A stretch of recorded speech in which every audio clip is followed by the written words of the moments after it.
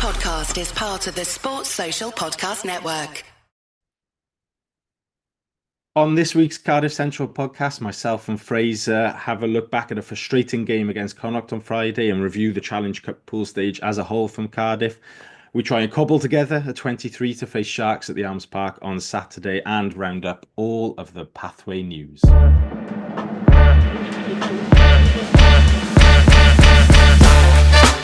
You're listening to the Cardiff Central podcast.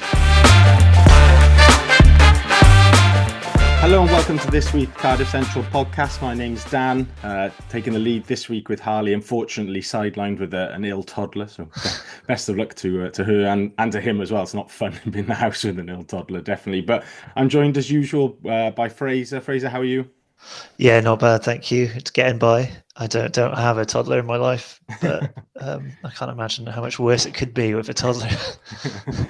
A peaceful existence. I remember those days well. Yeah. We're not much in the way of news or anything at all really this week. There's lots of injury news is the only thing, that we'll get into that later in the pod when we start to take on the mammoth task of scrabbling together a 23 that can play for Cardiff this weekend. But we'll start at the Arms Park on Friday night, where Cardiff brought the pool stage of the European Challenge Cup to a close with a 19-28 defeat at the hands of Connacht. Fraser, a frustrating one, I think is fair to say.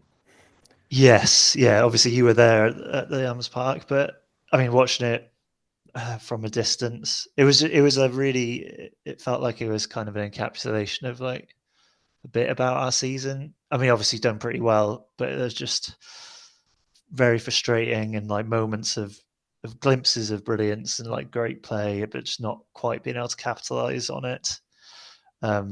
Obviously, in the first half, we started well, had some promising moments in attack, didn't get the score that we maybe deserved in that little period of time.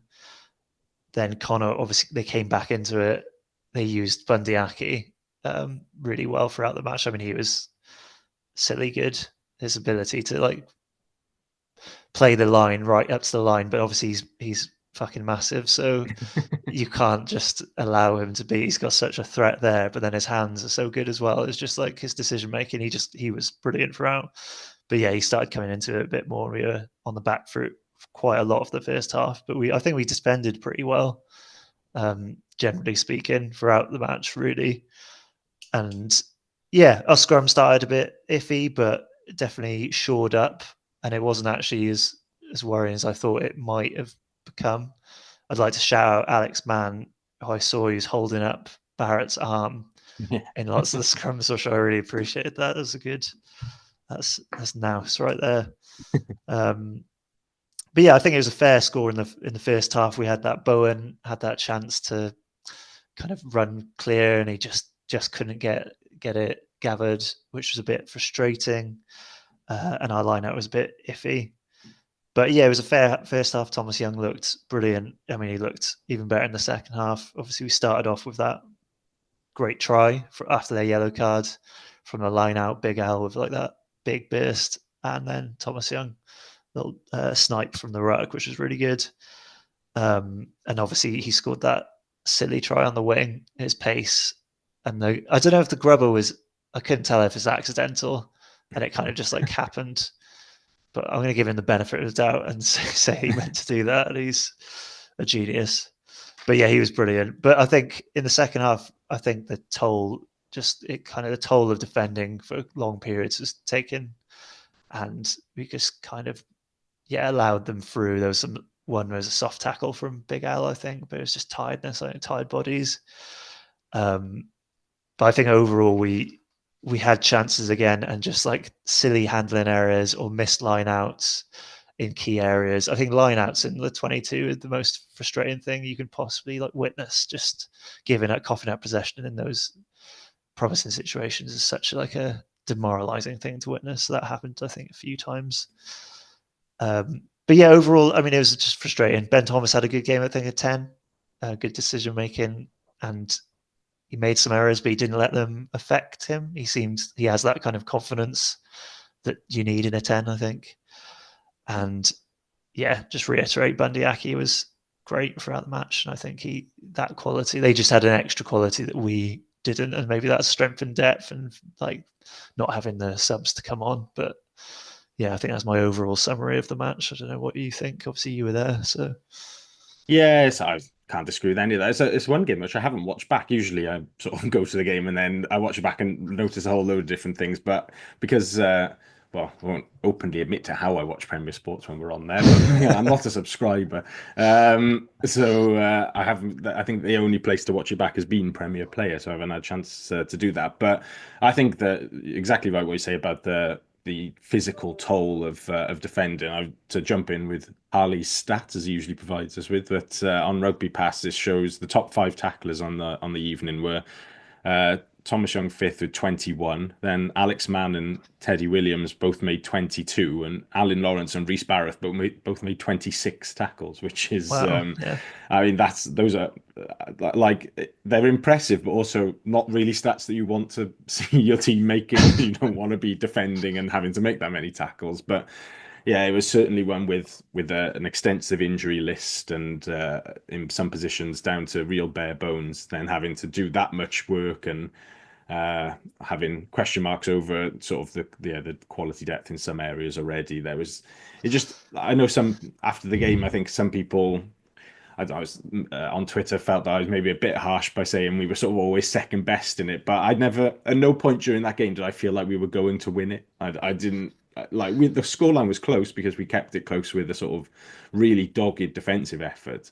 But then, in that last 10 minutes where we had chances to go up and put them under pressure and maybe score some points, like I said, no line out. That was really poor all the evening. Lots of handling errors, and just when we got into sort of phase play, we were just second best at the gain line. We got battered back a lot. So when we did get into our attacking shape off the line out in that first sort of 1, 2, 3 phases, we looked quite dangerous. But beyond that, yeah, we did struggle to create anything. And a couple of players sort of, like young Tom Bowen, like you said, had a few chances where he could have run on and scored, and he just sort of showed his inexperience a bit there with the hard hands a couple of times. And a couple of guys who haven't had a huge amount of minutes, they weren't quite up to speed again, sharpness-wise, and lost their legs a bit in that final quarter. So I think the most frustrating thing is that if we had our first 15 out, we'd probably win. We're only 8 points down with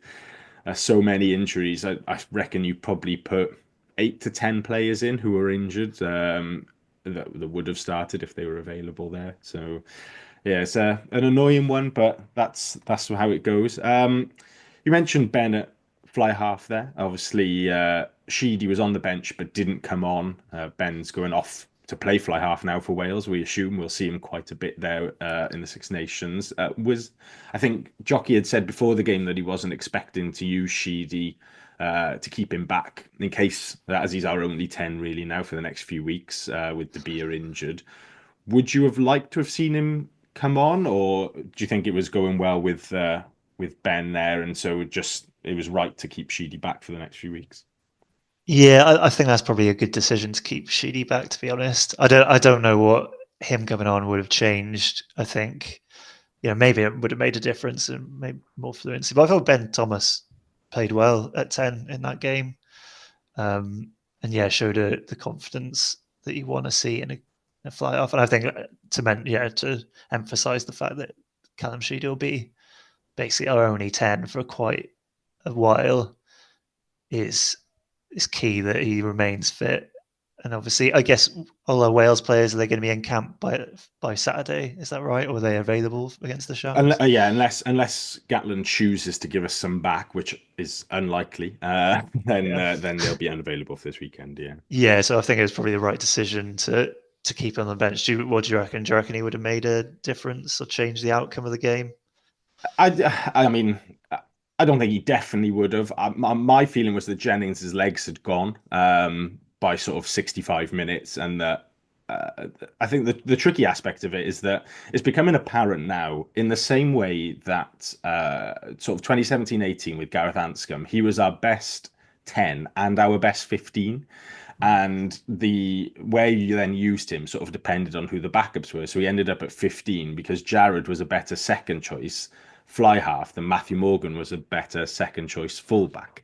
And I think it's become apparent after Friday, and I think probably people have thought it for a while. We haven't seen Ben at 10 for Cardiff enough to really cement it, but Ben is probably our best 10 and our best 12, and so it's about where you put him, sort of get the maximum out of him. And I thought, yeah, in that second half, that Sheedy would have been a better option to be at 10 with Ben at 12 than Jennings would have was at 12 with Ben at 10. So I probably would have liked to have seen us go for the win on Friday and not worry too much about the league games over the next few weeks, because as defeatist as it is, and it's probably easier to say this from outside the camp than if Jockey had come out and said it afterwards, but they're tough games, the next 3 games that we've got with Sharks and then Connacht and Leinster away in the Six Nations. The chances of winning them, we are massive underdogs for all 3 of those games. So if we then, if Sheedy did come on and we, like the sort of risk and reward of he possibly helps us win it, but possibly get injured and leaves us without a 10 for the next few weeks. My feeling is that the Challenge Cup is a competition that we could have targeted, and that a home knockout game would have been really quite good for us. But yeah, I also understand it from Jockey's point of view that he has a whole season to think about and 2 competitions and a whole squad to manage. So it is one of those, I think, that's easy for me to say on this podcast that no, bollocks to it, throw the next 3 games and go balls to the wall against Connacht. But yeah, it certainly underlines just how stretched the squad is at the moment. We're having to basically put lads on the bench and who are only there in case of severe injury. Same as Ben Thomas in Perpignan last week. He only comes on because De Beer gets injured and Sheedy again on Friday. The other player I wanted to bring up, and we'll get on to discussing this position a little bit more later, but I thought Jacob Beetham was very good again on Friday. Is he somebody who we should be seeing a lot more of go for the next few weeks, even though Cam Winnett has stayed behind from the Wales squad? Yeah, I was thinking about that and how that'll work, and whether Beetham will, because I think he played really good. He looked quite assured in the position. He made some big hits. He's a physical lad, isn't he? Like watching him, he puts himself about, and I think he played very well. And I was just thinking, because obviously you want Cam Winnett to play at fullback. He is our best fullback, I'd say, and he's brilliant. But you also want Beetham to be, I think, especially taking into account the bare bones of our squad, you've got to put Beetham in there somewhere. I don't know if I'm not sure whether they would shift Cam Winnett onto the wing, or if can he play there? He doesn't often play there, if ever. Or does Beetham, I know he's played 10 before, is he given that opportunity? Or I don't know, it's tricky, but I would try and think of a way to get him to play as stretched as we are, and with the way he played against Connacht, I thought he looked good, and it would be odd if we didn't somehow find a way to get him into the team. I don't know what you think about where he might fit, or how Jockey can get him in.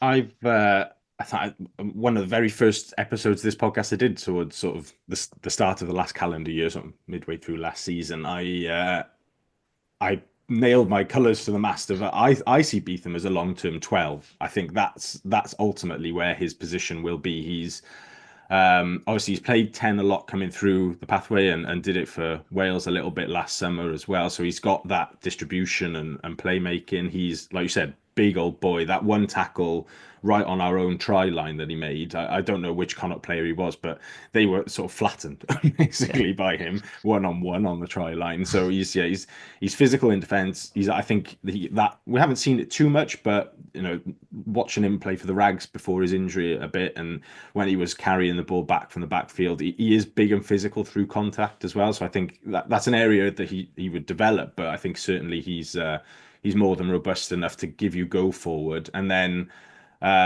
he's got an excellent kicking game as well, which obviously Jockey likes that footballer at 12, second playmaker there. So that would be where I would see him fitting in over the next few weeks with Ben Thomas away. Like I said, I'd be happy to see Winnett on the wing and Beetham at fullback. So I think we probably should be looking at using Winnett on the wing a bit more to expand his positional versatility as well, because I think he can do a good job there. He's quick, he's got good feet, he's a good footballer out there. So I don't see any issue with that. But yeah, for the next few weeks, I'd be considering him our first choice 12. And then also, it was 13 really that he was playing for most of the back end of the game on Friday night when Ray Lilo hobbled off, having made a great turnover on one leg, and then that was the sort of the end of his game. But it's obviously not somewhere he's played, and it's a position that is quite difficult to switch into, particularly defensively, picking up the defensive reads from that outside centre channel. But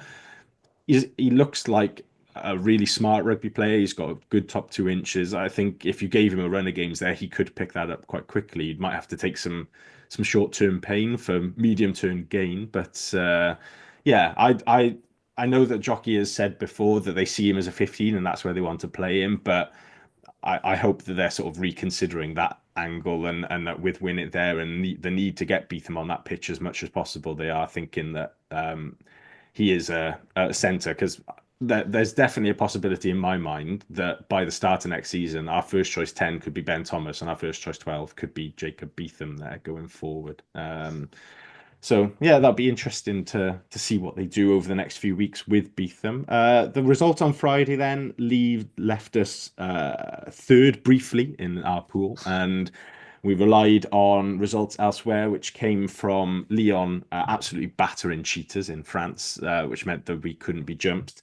Unfortunately, Perpignan beat Zebra, so we got bumped down to 4th. So we scraped into the round of 16 in the Challenge Cup as the 16th seed, which means that we'll face the very new and definitely exotic opposition of Connacht again away in Galway on the weekend of the 4th, 5th, 6th of April. Do you think we can get anything from that? Is that one that we can go, or is it just an absolute nightmare? I guess it does depend on what our injury situation is in April, I guess, and who we can pick. But I don't think Connacht, yeah, we're a million miles away from it. As you kind of mentioned earlier, I feel if we'd had our first team, we can beat Connacht. And we pushed them in that match on Saturday, and we weren't a million miles away, despite obviously all the raft of injuries and the issues that before the game and then during the game.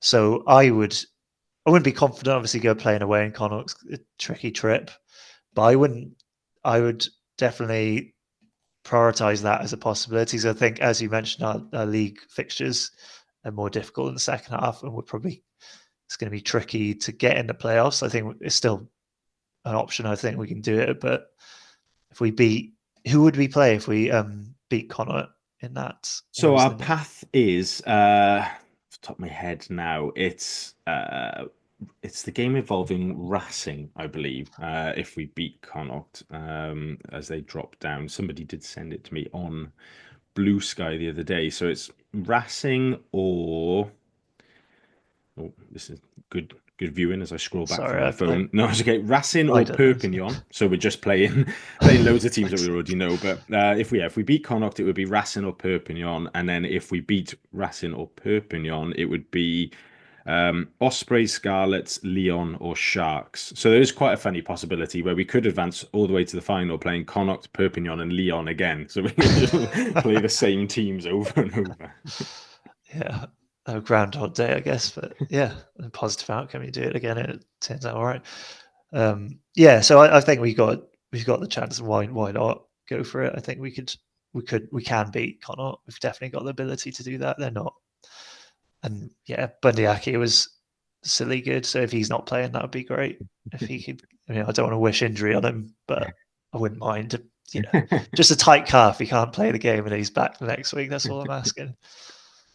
No, I always think we got a chance against Connacht. First 15 against first 15. I'd usually make us slight favourites, but yeah, I think being in Galway would be a leveller there, especially if the weather's usually howling in off the Atlantic Ocean as it can be. Although it's not definitely in Galway. I think for anybody planning a trip, I noticed that they're taking their Interpro game against Munster to a GAA stadium in County Mayo, I think. So don't don't immediately rush to get a hotel in Galway because you might be quite a long way away from where the game is. But yeah, I absolutely if we'll get onto with injuries, but there was a lot of players coming back over the next sort of month or two. So if they can all get back up into fitness, and we fingers crossed don't pick up too much, if anything else, then we can get a really good side on the pitch there. We'll be playing, so the Super Saturday is the second to last weekend of March. So we got the Lions then, I think the last weekend of March,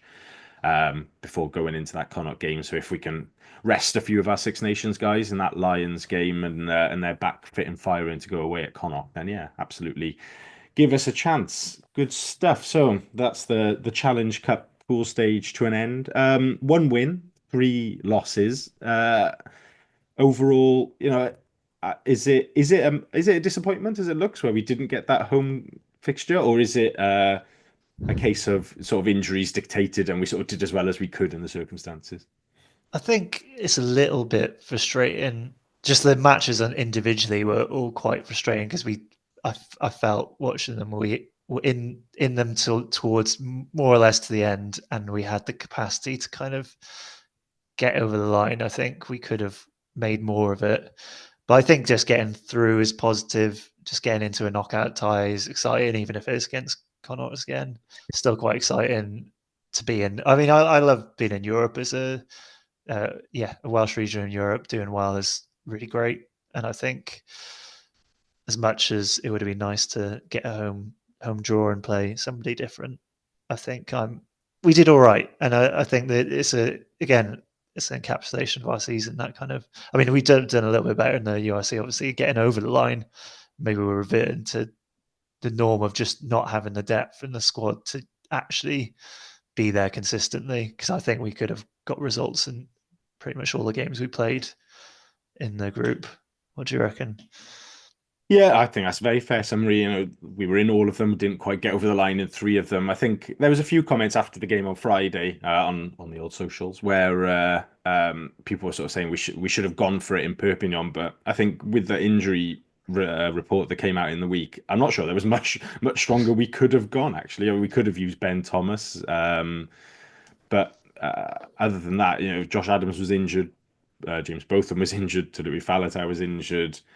Young and Domachowski withdrew in the week, so yeah, there wasn't much wiggle room for Jockey there. So in the circumstances, I think it's solid enough. Yeah, it's just, I think it's ultimately, we are still on this sort of curve of progression as a club, and it's not going to, as we said, it's not going to happen overnight. And we've given a lot of people game time. The massive positives are Rhys Barrett, Tom Bowen, Steph Emmanuel all getting good game time. I think we've had a good look at the wider squad, and that it should give Jockey and Darren Allinson and those guys making recruitment retention decisions, give them plenty of food for thought in who they want to retain and where they would like to strengthen as well. So bigger picture wise, I think it's been quite successful. But yeah, sort of small picture on each game, there's definite frustrations there, but hopefully, same as last season, we learn the lessons of those games, and a couple of those young players learn what it takes to win those tight ones, particularly away in France. Then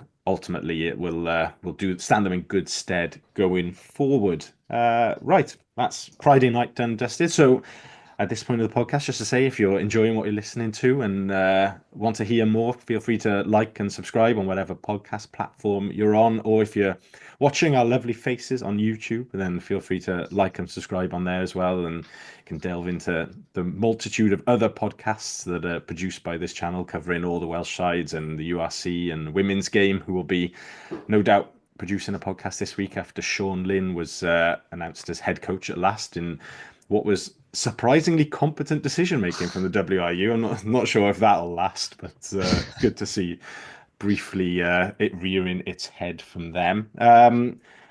Bit of pathway stuff over the last few days. The under-18s continued their regional age grade championship campaign on Sunday in Llandudno. They went to play Scarlets and were on the end of a bit of a heavy 51-19 loss. I think no panic stations as such. The Scarlets have got a good under-18s crop, and Cardiff tend to use ours as I don't know if Scarlets do or don't this as well, but Cardiff tend to sort of mix and match and give everybody a go, get everybody looked at in the squad. They named quite a large squad, and I think also we'll be expecting to see a couple of under-18s who would have been playing potentially in and around the RAG squad over the next few weeks as well, where they're short of numbers, which would be good experience to them playing senior rugby. The under-20s, Wales under-20s, played the Welsh Academy under-23 team again, also at Llandovery on Friday night. Sean Davis, Harry Wild and Oshandawan Lewis were on the bench for the 20s, who changed up a lot from the previous week's game. And then Joe Cowell captained the under-23 side with Evan Rees in the back row, and then Ethan Phillips and Cody Stone on the bench. A whole host of former Cardiff Pathway lads involved as well. And the 20s won again, which is a good result for them. We'll wait to see the 20s squad this week, but should be a fairly healthy Cardiff representation with those three: Davis, Wild, Oshandan Lewis, as well as Steph Emmanuel, Elijah Evans, Tom Bowen, probably named in the squad, although I suspect he might not feature too heavily because the 20s tend to work on the basis of if you're involved in your first team games at your club, then you are released for them over playing with the 20s. So I think we'll be seeing a bit of Tom Bowen going back and forth to Ireland over the next few weeks. The only other then pathway bit is that the Buck Super Rugby is back this week. Cardiff Met are playing Bath away on Wednesday night, and the Uni host Loughborough at Llanrumney. And then the Rags are back in action on Saturday. They're kicking off their Super Rugby Cymru Cup campaign away at Llandovery. The Rags are producing a Rags cast, which is worth a listen to over there on their YouTube channel. If you've got 20 minutes or so, Dan Fish and Tom Haberfield are on there this week, and I think we can expect to see, as I said, some of those under-18s and some of those fringe semi-pro guys involved quite heavily over the next few weeks as they mix it up and give a few different guys a go with under-20s unavailability guys in the first team and a couple of injuries there as well. Right. Pathway stuff done. On to this Saturday then for the first team. Cardiff are hosting the Sharks in the last game of this fixture block back in the URC, 5:15 at the Arms Park.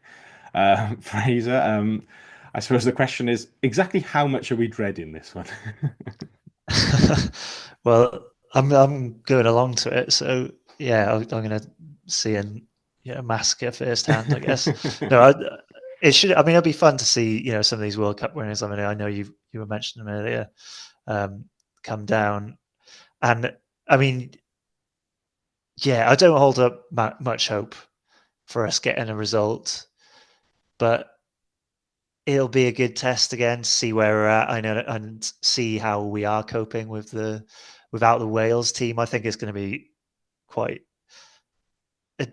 jarring without having Teddy Williams in second row. So it's going to be interesting to see where, without those players, how we cope, and it might be a good indicator of how we're going to do in this second part of the season, well, especially during the Six Nations. But like, just see where we might end up in the table. So it'll be a good barometer of where we are. Obviously, Sharks have an incredibly strong team on paper, but we obviously have had some good results against them. So we've got history of doing all right. But I think it'll be a good barometer of where we are at, and I'm looking forward to seeing players like Sia Khaleesi and Knox and Shea in the flesh at Cap. It should be a good fun game, I think. Well, see how it goes, but yeah. Yeah, so just to list the Sharks have named a 28-man squad that came over so they lost 66-12 against Bordeaux in the Champions Cup last week. And the same squad is staying up in the Northern Hemisphere for this weekend's game. Included Bongi and Banambi, Oxenche, Trevor Naikane, Sia Khaleesi, Jordan Hendricks, Grant Williams and Lucanio Am as their World Cup winners, as well as a host of other guys who sort of been in and around the Springboks squad and been impressive in the URC as well. Although the Sharks themselves do continue to massively underachieve considering the quality of player available to them. I know they're backed by some fairly wealthy individuals. They're not short of a few bob in terms of South African rugby. So yeah, it is interesting that they do manage to sort of get nowhere near sort of the business end of any competitions, despite that list of players involved. And of course, we've beaten them. Is it 3 times in a row? I think we've beaten them now. So there is a bit there, but yeah, I think there's going to be a lot of question marks over sort of our scrummaging and set piece, particularly this weekend. Is there anywhere we can get at them, do you think, to hurt them? Yeah. I'm not sure. It's hard to say. Realistically, I think depends again. It depends who's available. Like Thomas Young, I guess they're quite big. They've obviously got a big pack, as all South African teams tend to have. But maybe we could get them on the fringes. Yeah, a bit of pace in the back line. I'm not entirely sure. I can't really see, to be honest, where we might have the advantage. But then again, we've beaten them 3 times in a row, so clearly we do have an advantage. I don't know if you remember what aspect of our game was kind of winning over against them in those matches. I can't bring my mind back to them, but the only thing I can really think of was that I think we sort of tactically kicked them off the park. And I think with the South Africans, they obviously are. They have incredible individual talent in the back three. They're all, no matter what South African side turns up, they've all got just unbelievably rapid blokes in the back three. Like particularly their wingers are always so quick. But I think they do struggle a bit with, because when you think of South African rugby, you think of such sort of heavily structured, like forward dominated play, that they, particularly with a side that's got so many Springboks in it as well, I think they do struggle a little bit sort of on transition, getting like sort of regathering that structure, getting back into their shape. And that if you can move them around with your kicking game, you can chase well and force a couple of errors, you can get field position. And I back, even with all of our injuries, I'd always back Cardiff to look dangerous on a first phase. So yeah, I think it's going to be a case of cutting down errors, because if we're going scrum to scrum, we're just going to be ended up going penalty to penalty. And it's a case of kicking well and chasing well, and really sort of managing the territory game well. And if we can keep them at arm's length, and whenever they're attacking, ask them to sort of play from deep, and then kick return well and chase well, and try and win the ball high up the pitch, then we can certainly keep things tight and give ourselves an opportunity to sort of produce a moment of magic and get over the try line. And something we haven't done a lot, but if we can do, particularly if we're going to ask them to run from deep a lot and try and defend and get over the ball, is if we can win a few penalties and take a few 3 points. Because we turned a couple of 3 points down again on Friday night. I'm thinking Ben Thomas just before half time, where it was just inside the Connacht half, and I think he's got the legs from there, and he definitely considered taking it on, but they ended up kicking for touch, and it was adjudged to have been kept in and not knocked on, although I'd questioned both of those decisions. But yeah, I think we just need to be just slightly sort of game smarter in those scenarios, and start just keeping the scoreboard ticking over and keeping pressure on the opposition, and not putting so much pressure on ourselves as well to nail these lineouts and kicks to touch, and then putting pressure on ourselves to score, and sort of getting quite uptight and forcing errors on ourselves. So that's the only thing I can see from our point of view. I think it's the handling errors are killer. I know there was so many, and it's like it seems to be a recurring theme is silly little knock-ons. I mean, in Connacht, there was quite a few occasions where we just hard hands, as you said, and if we can be patient and take the 3 points, we need to maintain and keep pressure off us. It's like maintaining possession is really crucial to that, because we're just on the back foot so much. And if you, especially with the scrum, relative lack of a strong scrum against a very strong scrummaging team, we want to avoid that. So keeping possession and not knocking on for no reason is really, really crucial to get something out of the game, which, here's hoping. We're ahead of them in the table, so I'd say we are better than them, so we will win. Sounds good to me. I've just been listing there the injuries as I can recall them off the top of my head. So if I run through the list of players injured, unavailable, or sort of question mark. Got Domachowski and Ed Byrne at Loosehead. Liam Belcher is injured, and Evan Lloyd's with the Wales squad. At hooker, Kieran Azaratis with the Wales squad at tight head, and Teddy Williams in the second row. Then Botham and Faletau are both on international duty. William Bradley is a long-term absentee. Ben Donnell as well in the back row. There's a question mark over Thomas Young coming out to Friday's game, I understand. So we'll wait to see on that one. And a similar question mark over Alan Lawrence as well, although it sounds like he will be available for this weekend, which is a small bit of good news. Scrum half then, Ali Davis is definitely out, and Ellis Bevan is with the Wales squad. Tina Stabia is out at fly half, Ben Thomas in the centre, and then there's a question mark over Ray Lilo having hobbled off on Friday night. Mason Grady's obviously on the injury list, and then on the wings and out wingers, we've got Josh Adams in the national team. Theo Cabango, which is particularly bad news for him, that he has suffered a recurrence of I think it was the hamstring injury that had kept him out after. So he'd done it at Judgment Day last year, didn't he, against the Ospreys, and then had a slight setback in the autumn, and then it's just basically just redone it in training in the last couple of weeks. So he's going to be out for the rest of the season. And then Harry Millard and Ewan Stevens are both injured as well. I think the only slight bits of good news this weekend then, Evan Daniel made his return to fitness against Connacht on Friday night, so he'll be available again. Louis Hennessy should be back available, having gone back to Bath for the European games. He had come back in on loan from them. And then with scrum half, obviously with Aled Davis and Ellis Bevan being available, it leaves Johan Mulder as our only senior scrum half option. So I think it was confirmed at the Cardiff press conference today, Tuesday, as we're recording, that Ethan Lloyd will step up from the Rags.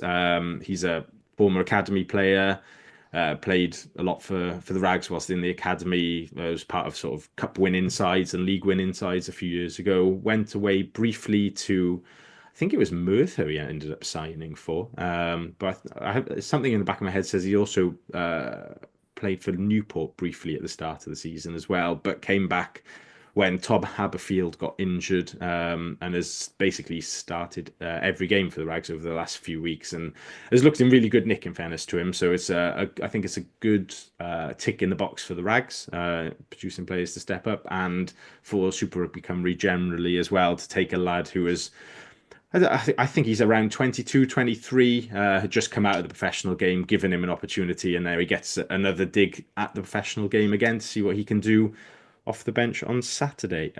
So we'll start with our team selection up front, I guess. Loose head props is basically it's Danny Southworth or Reece Barrett again.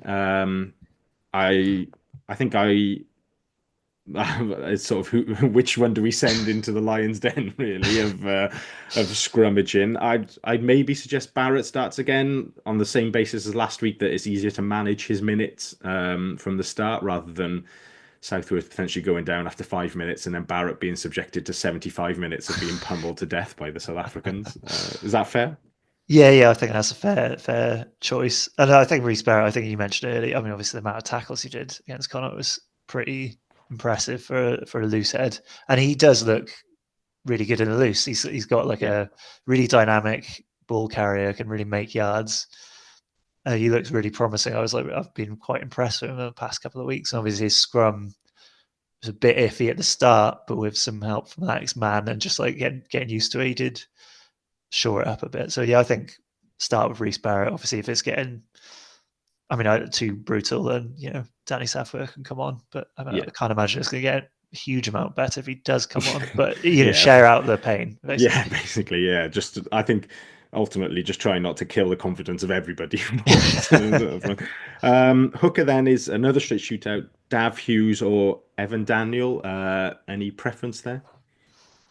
I'd probably go maybe Dav Hughes and then Evan Daniel coming on, because Evan Daniel's just kind of coming back, give him come off the bench, kind of build his minutes up a bit, probably. Tight head, it's Litterick to start. Will Davis King on the bench, I would suggest. Yeah, definitely. A big test for Litterick there. See how he goes. Second row, then I think also slightly picks itself with Seb Davis and Josh McNally. Yeah, I'd say so. And then come to the bench in a minute for these guys, because I think there's probably a format question mark over how many forwards you want on the bench there. Back row, then I think 6 and 8 pretty much pick themselves with Man and Big Al. Yeah. If Big Al's fit, as he's like indicating he probably will be, then yeah, I think Big Al and Man. And then there is this question mark over Young. I'm not exactly sure what it is. Obviously, he was only just fit to play last Friday, and maybe has sort of exaggerated that, or whatever that injury was, or picked up something new. If say he is fit, in a Thomas Young v Dan Thomas face off, any preference there? I mean, I guess yeah. I mean, Thomas Young was so good against Connacht. If that's him not fit, he's pretty unbelievable. Maybe that's his best state, is to be slightly unfit, because he was amazing, and the pace he has is staggering. I think I think after a performance like that, I think he merits starting again.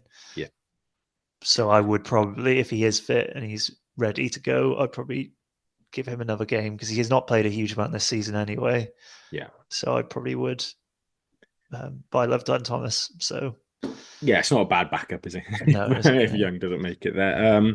Halfback, I think, also pretty much picks itself with Mulder and Sheedy starting. And then we get into the 12 question mark, Jennings or Beetham.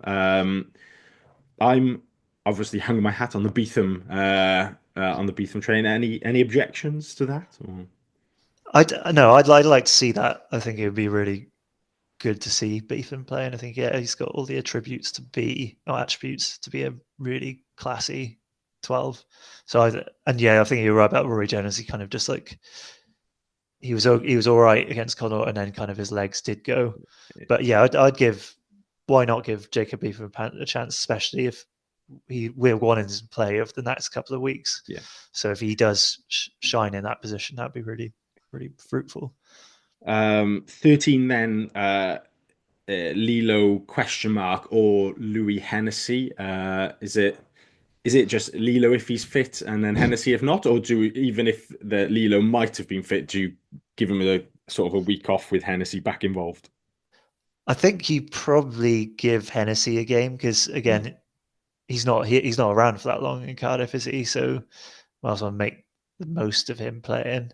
Yeah, it's not really. They haven't really said how long he'll be. Was it 3? I thought it was 3 months, or is that not? No, the 3 months thing was that he could have played in Europe for us if he'd signed a 3-month contract. Right. Okay. They never actually specified how long he was, and nothing in the like sort of sometimes the media sort of say, "Oh, we've heard is X amount," but I haven't seen anything from that either. Okay. So I wonder if it's just sort of open-ended to a degree until Bath sort of say, "Oh, we'd like him back now, please." But yeah. I agree that definitely. I think starting this weekend while we've got him and make the most of him there. Well, I guess the only other thing I would raise is that if Beetham does play a 12 and then you have Hennessy outside him, that's quite a inexperienced centre partnership. So maybe Lilo in if Beetham is at 12. I don't know. And Lilo on one leg gets a turnover, so he'll be all right. But I don't know. What do you reckon to that? What do you think? Just put them both in. Yeah, I'm tempted to just put them both. This is one of those where we sort of in the grey area between what I think Jockey might do and what I would like to see again. And I'm never really sure exactly what we do with this team selection. We sort of flick back and forth week to week. But if I was Jockey, I think if Lilo's fit, I'm starting him. But from my point of view, again, one of those easy to say on a podcast rather than being in the hot seat is that. I'd like to see Hennessy start. So I guess on the graphic thing that I put on our socials, it says prediction. So on a prediction basis, we should probably go Ray. But on a what I would like to see basis, it would probably be Hennessy for that one. Skip to fullback briefly. It's just going to be Winnett if we're saying that Beetham's starting at 12. And then wings, Gabe Hamer-Webb will be there. Tom Bowen will be there again, and I think the suggestion is that Regan Grace should be fit. I don't know how. Like, it was a 12-day stand-down period from the concussion protocol, so that takes us up to like Thursday or something like that. I think from the Saturday in Perpignan. He might not have trained a huge amount. Obviously, it depends on him coming out of the concussion protocol, but he is obviously quite good. Would you go? Would you keep Bowen in, I guess, is the question, or would you bring Grace back in if he was fit? I think bring Grace back in. Yeah. Because I'd like to see more of him. He's barely played for Cardiff, and he hasn't played much for a significant period of time. And there's so much potential there. I'd like to see him again, given a chance. And obviously, Tom Bowen has had his moments and looked really good over the past couple of weeks. But he has shown some of his his youth and maybe his areas for development.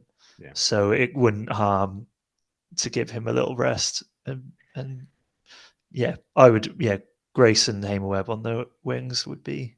Yeah, I think the other element of it as well is that if it is going to be quite kick intensive and a lot of aerial work, then I don't think Bowen's, from what we've seen, he's not weak in the air and stuff, but he has the same issue as Cam Winnett of genetically is just quite short, unfortunately. And so although Grace and Gabe aren't necessarily blessed with height either, they are both taller than Tom Bowen is. So just having that bit more aerial presence to assist Cam in that back three there as well, I think will be key, because I can imagine, although we're thinking a tactical kicking game as well, I imagine the Sharks will look to put a bit of pressure on us in that area themselves when they're in possession as well. So yeah, that's sounds good to me. Bench then, the question, I think, with it being a South African side and with the sort of players that we've got available, is it a 6-2 job this weekend?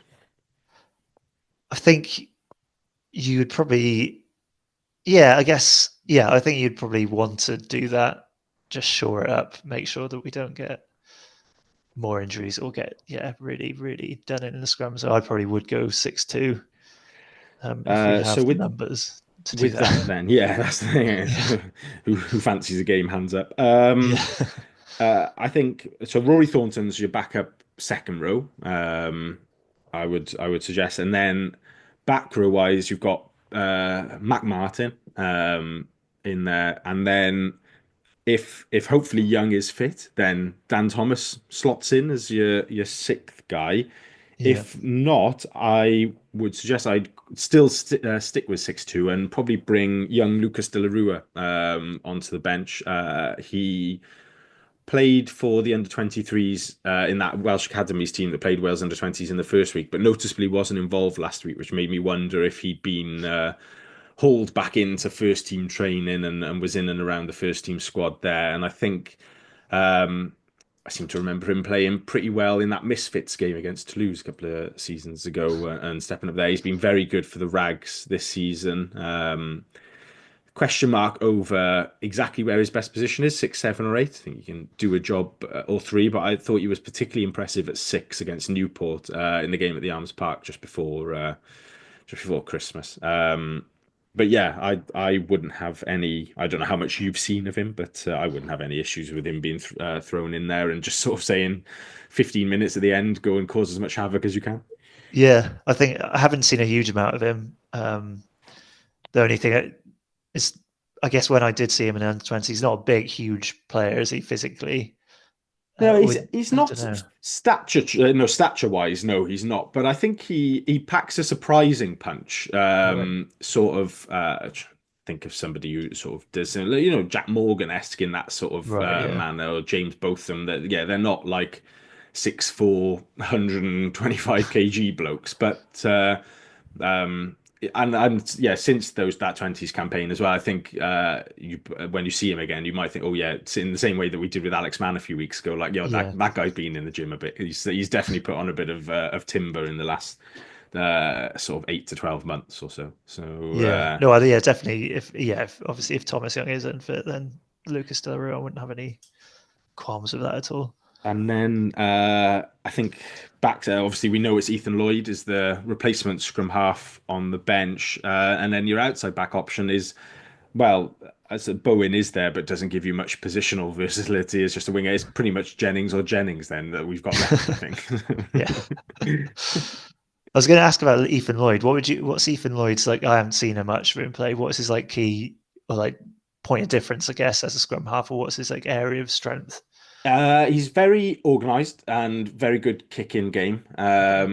That's that like it was always noticeable when he was coming through at the academy and the Rags, and I think particularly so he was playing a lot. Him and Tom Haberfield were dovetailing quite a lot at 9, sort of flicking between starting and bench, and you can see that Haberfield obviously a long time pro at the Ospreys, and you can see the habits that he's picked up there around organising his forwards, getting your box kick sorted, and kicking well. But last few weeks he's looked really sharp sniping wise for the Rags as well. He took a good try, scored 2 good tries against Swansea.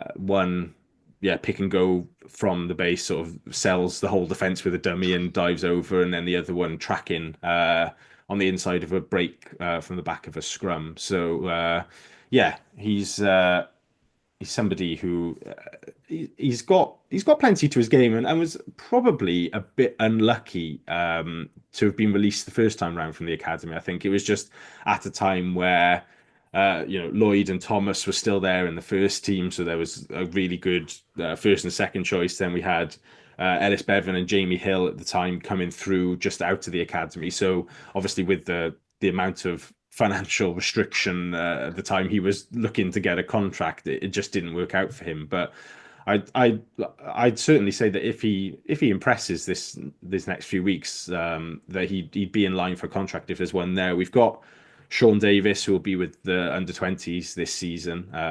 Glantaf captain last year, and is a very good prospect, sort of a big physical 9. But he's probably at least a year, maybe 2 away from cracking into first team rugby. He'll play for the 20s this year. I think he may still be available to play for the 20s next year then as well. Right.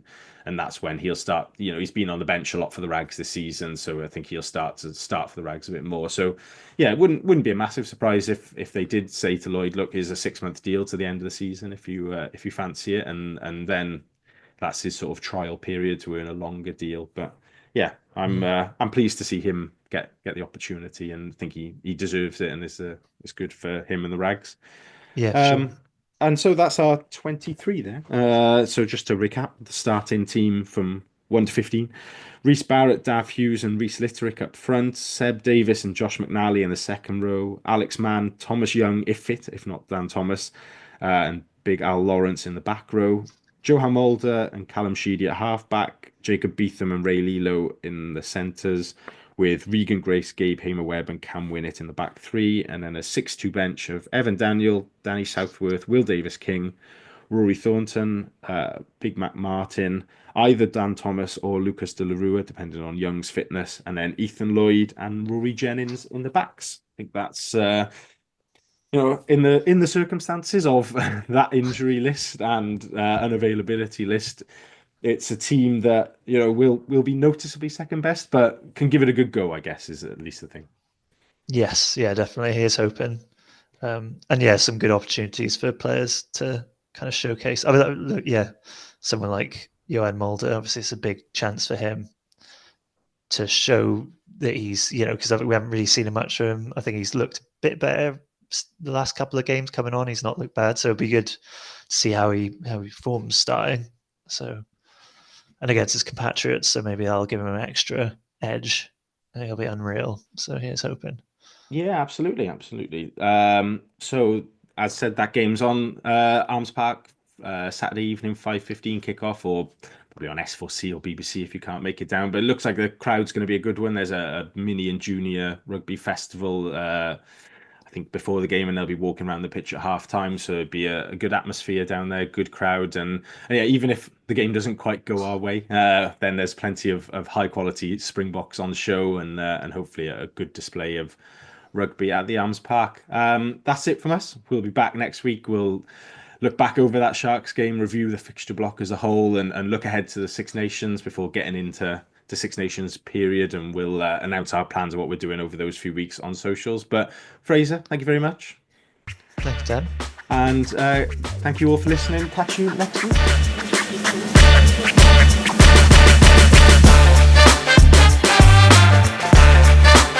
That was the Cardiff Central Podcast. Please rate, review and share us on socials if you can, and join us again next week for more of the same. And until then, enjoy your rugby.